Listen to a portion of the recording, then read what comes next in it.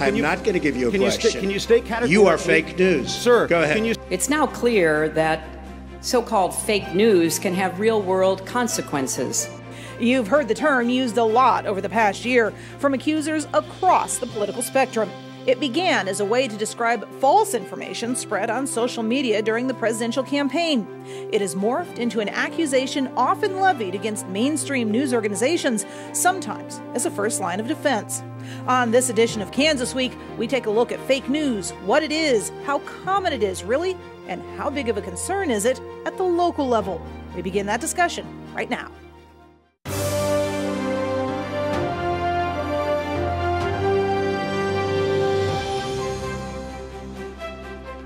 Welcome to Kansas Week. I'm Pilar Pedraza.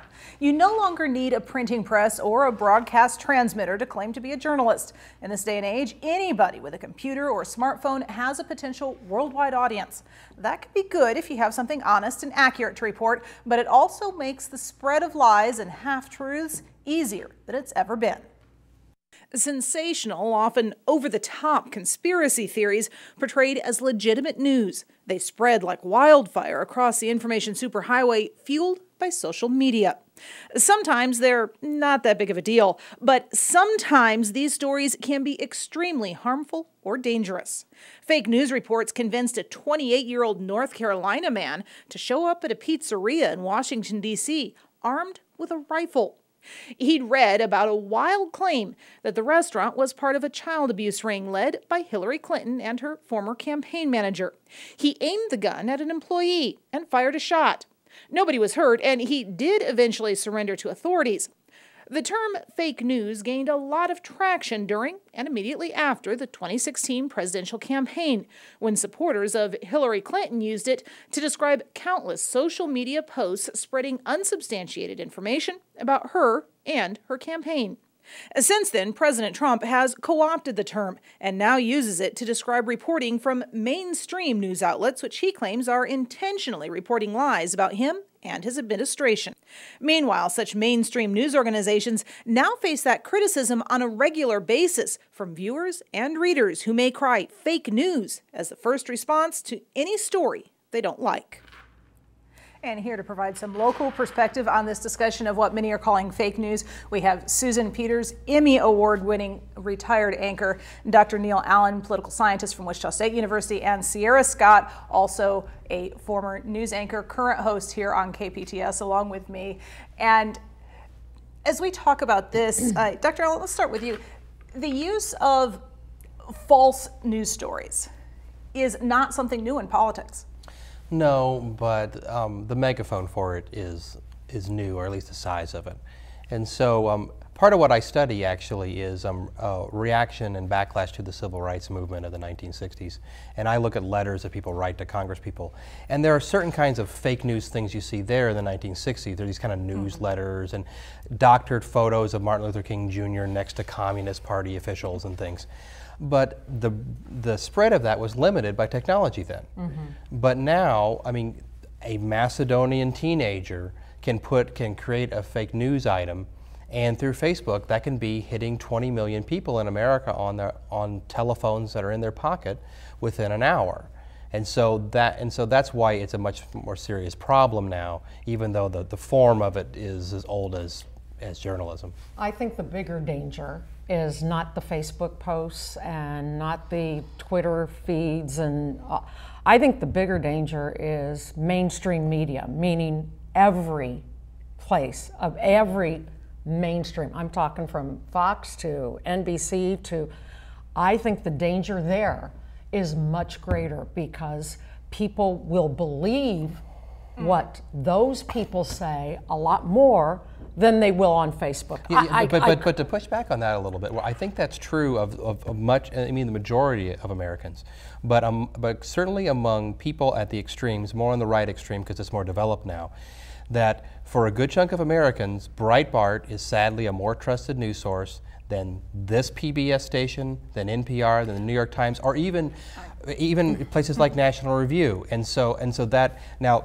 and that isn't a majority, but it's still a substantial minority. I think I'm going to go with, because I've read a lot of studies on this, people 30 and younger aren't going to the major news No. organizations anymore. They are going to Twitter and Facebook and all of those organizations. But even worse yet, I saw a study that said 80% when they were watching Colbert, that was their only source of news. Now that scares me. When younger people, that's the only thing they're watching, and they're assuming that is a legitimate news source. And they do assume that Jimmy Kimmel and Colbert are legitimate news sources who have been briefed on what they're talking about. They have an opinion. And they're using it in the entertainment industry. And the entertainment industry and the news industry is one and the same to me now. Well, Absolutely. and What what you're talking about with there, kind of combining what you two are saying, is something that I speak about with my students, is that you have this 24-hour news hole on national networks, CNN, MSNBC, Fox News. And in order to keep people watching, you've got to constantly give them something new and something interesting, something outrageous. And one of the things that they haven't done is, back in the day, we used to, in TV news, if you did a commentary, it clearly said commentary. Correct. You know, in the newspaper, it clearly says opinion page. But you don't see that in that 24-hour news hole anymore. I don't think you go to journalists- shows, whether it's Morning Joe on MSNBC or Sean Hannity on Fox, it doesn't say that it's commentary. It doesn't tell us that that's opinion, and yet that's exactly what we're getting. And what's even more frightening is the people coming out of journalism school. I'm sure you guys were taught the same thing. The number one thing we were taught is every single story you tell, you have to tell both sides. Yes. If you do not have the other side, it can't go on the air. Agreed. Nobody cares anymore. One side can go on the air, and nobody cares. Well, I'll even take it one step further. Because of the 24-hour news cycle, the problem is people are going on with half-truths because they want to beat, like, I want to beat your station, Right, okay? right. So I show up on the scene. It used to be you would hold off until you really had all the facts. Right. Now you'll say, 24 were killed. Now you retract it later because maybe only 5 were killed. Right. But you want to get that number out first because Right. I want to Right, beat you want to beat. And I think we're throwing out information that's not even accurate. But also though the story you tell, or your recount of journalism school and what it was like, in some ways is an artifact of what might be a period of a few decades in American history where we actually had media dominated by this objectivity norm, and the idea that you have to tell both sides of the story, that news is different than editorial. Editorial is opinion and you can put forth your values. But if you look at American history, most of the majority of American history, media comes from either a commercially oriented news source, where you're bringing forth some entertainment or news content to carry with it ads for your elixir that's going to cure all your ills in vaudeville in the 20s, or it's political news sources. And so in some ways Fox News and MSNBC It's back to our roots. and even Breitbart is actually what used to be news. Yeah. And it's not a good And thing. that's where talking the about- idea of Republican and Democratic newspapers came from, because that's exactly what we had. Right. Was you had these newspapers that really only spouted one side of an issue. And if you were a Republican, you went out and bought the Republican paper. And if you were a Democrat, you went out and bought the Democrat paper. That's how we ended up in the the Spanish-American War. I was going to give the right date, forgot my war. No, the War of Spanish-American 1812 would work too for that story. That is true, that is true. But the difference now is broadcasting television stations, radio stations used to be owned by broadcasters. Yes. They used to be And owned they had by. to follow the I'm FCC talking about licensing. local right now. I agree with you. They used to be owned by people in the community who cared about journalism. Most of the news directors, most of the general managers came from the news department. Agreed. Because they And often cared from the about the community. community. Now they're all owned by corporations who are far away. All 3 of our local TV stations Agreed. are Out-of-town owned by owners. people who are far away and are running it from Virginia and Georgia and wherever else. They don't know anything about Wichita. Right, They and don't here's- care. And they don't care. There's a bottom and here's line. another point about that to me is particularly scary. The FCC just changed a rule requiring local licensing. In other words, if a very station broadcasts local news in Wichita, they have to have a facility here In in Wichita. Wichita. You don't know, have to. I don't think we're but 10 years away from, you know, I'm going to use KSN as an example only because KSN has several stations labeled In KSN Kansas, across right. Kansas, KSNT, KSNW, etc. That's the only reason I'm using them. Well, they're in Kansas too, But, so yeah, at least there's but some ones. it would not surprise me if within 10 years we saw a model where KSN has one news anchor in a station here in Wichita or in a station in Kansas City that then has little bureau reporters in all of the different cities throughout Kansas, but they're only doing one newscast. I can I see would- For that. all of yeah. them. Yeah, but- That It's is very- what that licensing change allows, and that just not only simply, that, but- the fewer choices we have, the more fake news has a Oh, chance to reach absolutely. everybody. And also, though, we have to remember here that that the news business, particularly the broadcast news business, when you're looking at local or national, it is part of market forces. And so the same kind of market forces that basically mean that our grocery store here in Wichita is the same as the grocery store that's owned by Kroger in Ohio, is it also extends to the news industry. And there are certain news outlets that are able to have very wealthy people running them and not caring so much about profit. And also in the past, we've had local ownerships where they cared about the community, wanted the community to know things. But like every other industry, from farming all the way through food and department stores, we have consolidation, nationalization, and there's real cost to that. And there's a difference too between Dillon's and the news media, Agreed. because journalism is a pillar of democracy. It's one of the pillars, Only and we protected don't have by the Constitution. journalism now. But who's going to pay for it? And the models for paying for it are often that you either have partisans pay for it, you have people that want to make money pay Now, for it, yeah. and also that for the longest time we had, especially major news networks like CBS and ABC and NBC, that they were losing money on news so that they could get the regulators off their back to make money on entertainment. But now they don't have to worry about by that. their FCC licensing to offer do a news. public That- service, they're which is what I got required. into news for, was a Exactly, public a public service. service. And now, And by the we way, have it an was a Democrat who FCC deregulated the that FCC. is deregulating, Yeah. and for the last 10, 15 years has not required that public service element to be upheld. And as news stations realize, oh, we can make money off of news now, they're going But- more But and even more there's and more. always been an extent to that, though. I wanted to do an innocuous story at one point about car. I had bought a brand new car, and cars, you may pay $30,000 for it, but technically you pay a lot more because now you have to pay tax and title and all that. Yeah. So all I wanted to do was a news story. When you buy a $30,000 car, How much are you are you actually really paying? paying? All right, who are the biggest advertisers in a Ourselves. newscast? Of course. So when I proposed this story to my news director, of course I wasn't allowed to do it because you don't want to offend a car dealer. No. They're your advertisers. Yeah. But So it didn't used to be that way. We No, used it to have didn't. car dealers as advertisers, but we still had There's a wall. a dedication, Yeah. Right. and Correct. and a commitment to the community and to the public to Right. give fair news. That has been wiped out. Yeah, but- Even when there were advertisers, we had them back then. We Right. had them in the 50s and 60s and 70s. Well, and if you look though at Fox News, which has been successful wildly successful in a lot of ways commercially, is that they have figured out a way to present news and entertainment content, because it's entertainment too. Fox News will cover stars on the red carpet half too. of what is labeled news these days is yeah, entertainment. but they Why actually. are you singling out Fox News? Because Well- CNN and Well, MSNBC do the same thing. but also Fox News has been more successful, and part of the reason They're more successful, but they all do the same thing. And part of it is because they are able to niche market to in certain content to viewers who then can be niche marketed to by advertisers. So you watch Fox News. What are the ads there? Some of those are demographic oriented ads, so they're ads for drugs and things like that for their elderly audience. But also Fox News has a great gig going when they can get it going, which is you scare people about the economy to buy gold, and then you run ads for gold. Yeah. And MSNBC. but all of them do that. That's not just They Fox all- News. yeah. All of them do On, that. on CNN Right. the other day, I noticed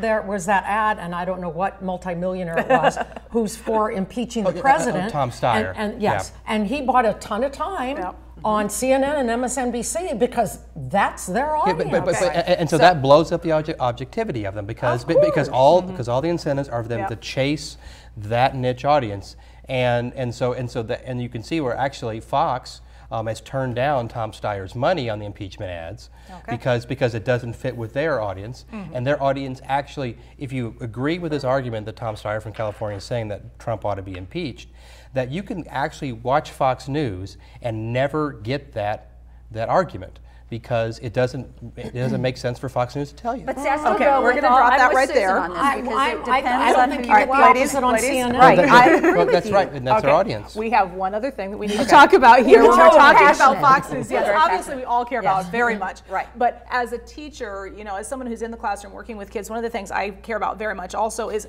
helping my students and the public in general understand how to recognize false news when it's presented to you. Now, there's a program underway in Washington State to teach media literacy to children, which is also relatable to adults. PBS correspondent Tabitha Cardoza explains. Of the Seattle Post-Intelligencer. Niamh O'Connell's third grade history class at Birchie School is analysing old news stories, looking for evidence of bias. People, if they don't know how to analyze it, will just say, oh, wow, that's true. Fred Cotton looks at the choice of words used in a story about Japanese internment camps during World War II. Notice how they're wording it Japanese instead of Japanese Americans. What was the purpose of that? Why did The they do purpose that? was to say, oh, we're not imprisoning American citizens. Well, as they would put it, we're not evacuating American citizens, we're evacuating Japanese. And why did they use the word evacuate? Another student also notices the language. I saw some fake advertising for the Japanese internment camps. They said they were assembly centers. So they kind of made it seem really cool, and actually it wasn't. Yeah.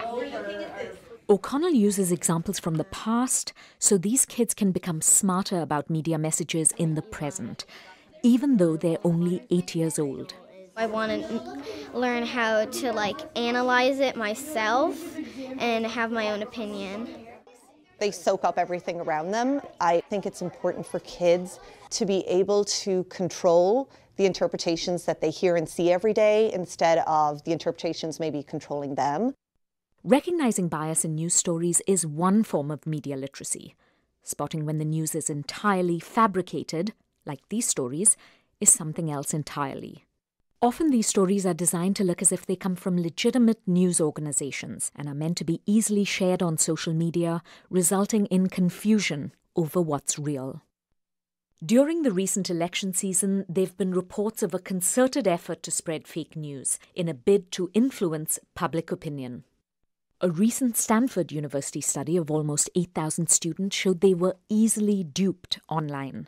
Researchers found overall, young people's ability to reason about the information on the internet can be summed up in one word: bleak. You've been working on media literacy for how long? About 40 years. Claire Beach is a media literacy advocate and former teacher.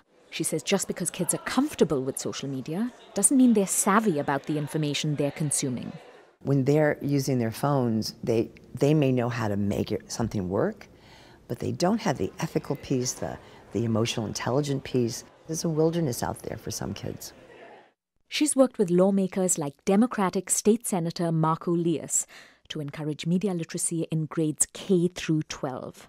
I was reading a stunning statistic that just since 2003 to today, humanity has created more information than we created in all of human history up until 2003. So the pace of information, the pace of data, the pace of what our students are being exposed to is rising exponentially. How do you convince people that this is not about politics, this is about critical thinking? Both of the bills that I've passed have had bipartisan support. Whether you're Democrat or Republican, right or left, we want people to go into the voting booth educated and prepared to make the best decision for our communities. And if people can't discern fake information from real information, that really corrodes the basic institutions of our democracy. The law in Washington state encourages educators to develop policies around media literacy and to share resources. It also allows districts access to federal technology funding. This new law in Washington is being used as a model by about a dozen other states. Advocates want to see media literacy taught in all 50 states. there's clearly growing momentum to pass this kind of legislation. Jim Steyer founded Common Sense, one of several organizations dedicated to media literacy. Here are 5 ways to spot fake news. They've also worked with Harvard University to create free lesson plans and online resources. The essence of media literacy is critical thinking. Every child in America needs those skills, particularly when they live in this 24/7 media and technology world where they're just bombarded by information, oftentimes that's inaccurate. These students are in Catherine Sparks' English class at Edmonds Woodway High School. It's crazy how many people actually trust these sources. You can't distinguish the difference anymore. They can get like 1,000 retweets. It's not even true. Sparks uses the play Hamlet to talk about fake news. It's about spying and lying and how that creates kind of a ripe environment for the proliferation of fake news. Sparks has created untrue stories based on the play. In Act 1, Scene 2, when he says, oh, but this too solid flesh would melt, thaw, and resolve itself into a dew. Sure, it could be a metaphor, but Hamlet has a shocking flesh-eating illness. Could you actually support that with evidence from the text? Good luck. Fake news is not news you don't agree with. Fake news is fabricated news. Sparks believes letting her students create their own fake news will teach them how to critically think through some of the information they receive. What words are used? Who benefits? Is there any truth to the story? It's gotta be dramatic. Like absurd things that you're like, what? This is a juicy story right here. Oh dear. It's like entirely fabricated. What would be the outcome of producing this story? If the public saw this, or like, oh my gosh, there's so much drama and scandal going on. What's been the most painful about the proliferation of fake news in the media is to watch my students start to distrust everything. That's exactly why State Senator Marco Lias says media literacy is so important. At its bedrock, when our founding fathers created this country, the reason why they were so committed to public education was to make sure that we had an educated citizenry. Anything that starts with "share if you're outraged," that's a bad sign. And outrage is just the lifeblood of fake news. For the PBS NewsHour and Education Week, I'm Kavitha Cardoza in Seattle, Washington. Now, we spent a lot of time listening as we were listening to that story, also kind of commenting. I had a lot of opinions. But one thing that really came up was that this project really concentrates on the fake news. Right. Yes. But in your research, as you've been looking at this issue, Sierra, you've discovered that there's a lot of partially fake. There's degrees of fake news. And one of them, again, the 100% fake news. There's also, and Susan will kind of elaborate on this, there's also a type of news out there that they give you partial story. So it's not exactly fake, but they're just not giving you the other side of the story. There's another one out there that it's satire, meant to be satire. Somebody wrote it as satire, but people share it as though it's a legitimate thing. Yeah, so also there's actually an Onion story, which is a satirical. There's a satirical website, and actually a former Republican congressman from Louisiana gave a 1-minute speech in the House about how horrible Planned Parenthood was because they were opening up a abortionplex mall. And people and it was an Onion story. But this is on this is on every single media, not only Republican and not only Fox News. And we're not even talking national. We're also talking local. Yeah, I mean, you've had that experience. Talking local, right? Local, even in my opinion, and I can say this now, leans left. Right. A couple years ago, I can't remember the content of the story, but we were doing the story, and a reporter was saying, "Okay, I have this, and this." And I raised my hand and said, okay, where's the other side of the story? It was a liberal conservative. I said, where's the conservative side? News director said, sit down, Susan. We don't need to do that side of the story. Wow. It happens. Wow. It happens. Mm-hmm. It doesn't happen that overtly. Yes, thank you. Thank you. Yes. Doesn't happen that covertly all the time, but it happens a lot. And if we don't change the way Well, we're not going to. So the pillar's gone. And the worst case, and I think this is also misleading, especially in newscasts, because we do teases before we go to break. The fourth one is the headline doesn't match what the story is. Or a lot of people won't read the rest of the story. They read the headline and they're done and they move on. Or they read the headline, get outraged by it, comment, and then share it. And and they didn't read the story. They still have no idea what the story was. Yes. And why this is so important is that doing democracy depends upon having trusted information. Absolutely. And so we see it right now so for this month until the Alabama special Senate election, the most important story is going to be the Republican candidate, Roy Moore, who was favored until recently. There's allegations that he had sexual relations that he initiated with a 14-year-old girl. That is reported by the Washington Post. He says it's untrue. So the question is, do you trust the Post? Now the Post is using traditional journalistic methods, multiple sources, but the trouble is though, is that Alabama voters have a month to try to figure this out, and it's a he said, she said, and the candidate who frankly a majority of them would like to vote for has this potential issue. And he's got an issue. He's not. In my opinion, he's not going to win. And probably not. But also he's got national Republicans around the state. But also though, you have a situation where Republicans in the Senate and Republicans nationally have to figure out where to be on this. And the trouble they have is that a lot of their core supporters do not trust the Washington Post at all. When I am talking about the fake, unsubstantiated news. Okay, here's the senator who obviously has horrible problems, and if it turns out to be true, why is he running in the first place? I personally don't think he's going to win. But then you have Harvey Weinstein, who has been doing it, and all these Hollywood actors who have been, and producers have been doing it forever and ever, and all these liberals in the entertainment industry adore these people, knew they were doing it for, so it makes no sense to be and those that are coming out now are getting called on about that. I mean, we are entering a stage now where the sexual abuse allegations, sexual assault and harassment is actually starting to be taken seriously. There have been enough coming out about enough different characters. I don't know that those are fake, but the problem is, Susan, let's say I know you're going to run. I'm going to wait a week before the election. I'm going to throw out something outrageous about you. It doesn't have to be true. No. And I can say whatever I want. I can dive bomb your election. Right. Because it's not even true, but you won't find that out for a month or two. Yep, and we've seen that happen. Okay, last question very quickly. Dr. Allen, what does this mean for us in the future?